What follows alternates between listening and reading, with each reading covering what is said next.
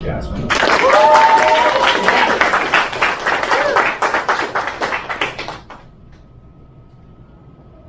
So I want to start off by asking you all a question. I want you all to remember the most embarrassing thing that has ever happened to you. And I mean embarrassing. I'm talking like this keeps you up at 3 in the morning and you're cringing to yourself and you just want to cry because of how bad it is. That kind of embarrassing.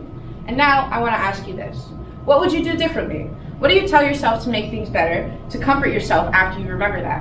What you're doing right now can be considered hindsight. Hindsight is defined as the understanding of a situation after it's happened, and we use it pretty much every single day of our life. The problem, though, is how we use it. Too much hindsight, and you'll end up second-guessing yourself every single day, and too little hindsight, and you'll end up repeating the same mistakes that you made before. It's because of this that I want to talk about this today, but specifically with what's called hindsight bias, which is that balance between the two. And so in order to do so, I'm going to give you guys a few examples. So first, I want to start off with something simple, which is my university. The university that I'm attending, go Rams, I have to take a math placement test in order to qualify for a math class. It was pretty simple. It's just a 2-hour test. I can take it at home. And so, as a good student does, I decided to take it at 12 in the morning with my phone as a calculator on a test that required logarithms and graphing, which a phone calculator cannot do. So to make a long story short, I ended up scoring around 40. And just to put that into reference, I qualified for entry-level algebra, which I took in the 8th grade. So obviously not very good, but the good news is that I got a chance to retake the test. But the bad news was I had to do a module in order to retake it. The module consisted of a study guide, and then with the study guide came 3 questions. If you got 2 right in a row, you were able to move on. And it was really simple. They literally gave you the answers right beforehand. All you had to do was read them and then do the questions. But the problem was, I didn't think I had to read them. Because I refused to believe, even for a second, that despite having not taken a math class in a year, that I had forgotten the things that I'd learned. And that is hindsight bias.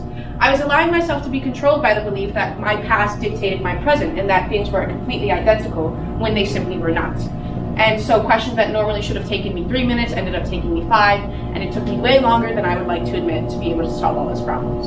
But that's not a very interesting example, so I do have a more interesting example for you guys. I wrecked my car. That's the example. I want to preface this by saying no one was seriously injured, only my ego and my knees were bruised, so it's okay. But the reason why I bring up this car wreck is because I remember directly after this car wreck happened, my brother had to come drive me home. There was a police officer there. Everyone seen me crying my eyes out. And I was in my bed and I was sobbing because I was truly convinced that my life was over. I was going to get my driver's license taken away. I was going to get my computer taken away. I was going to have everything gone. I was never going to drive again. And I was going to be a hermit for the rest of my life. But obviously this wasn't really the case. And it proved not to be the case as soon as my family came home, because the first thing my dad said to me wasn't something of a punishment, but more of a piece of advice. He told me, you need to get behind the wheel, and you need to get back on the road after 2 days. Just take some time to let your body heal, but then you need to get back in the car. This is because he understood what hindsight bias was. And I knew this because of the fact that the first time I got in the car and the first time I got out, I was shaking like a leaf and I was terrified. And it was the most simple drive ever. It was from my house to the school. But every drive after that, my fear dwindled. This is because I was learning from my experience. And with these experiences, I implemented them using hindsight. Because I was able to separate my experiences and my beliefs from my reality. This was a unique situation and I needed to be taught that. I needed to be taught that this was not something that was guaranteed every single time I got in a car. But also, these are really kind of short-term examples and there's nothing really special about these in the sense that they're not proving that this is a long-term solution. And it's not like I can just go back in the past, ask myself something, and then come answer it to prove to you guys that I can, that I've changed. Except I can, because I wrote a letter to myself sophomore year, and that's what I want to talk about next. So, my letter to my freshman year self was written at the beginning of sophomore year, and as anyone would do when you get such a wonderful opportunity of being able to talk to yourself, I asked the very first question, most important question, which was, did we lose weight? Obviously, I had different priorities at that time, and obviously those priorities have changed now. But what this dictates about me as a person when in the past was the fact that I thought these things were of the utmost importance. I was one of those people that if you took a video of me, I would freak out if you didn't show me it before you posted it because I was so afraid of being perceived. I was afraid that I wouldn't get to control my self-image, and if I couldn't control what you saw in front of me, I would at least be able to control what you saw on your phone. And that was the whole idea behind it. And obviously, no one really wants to be friends with someone who can't have fun if they're not looking okay.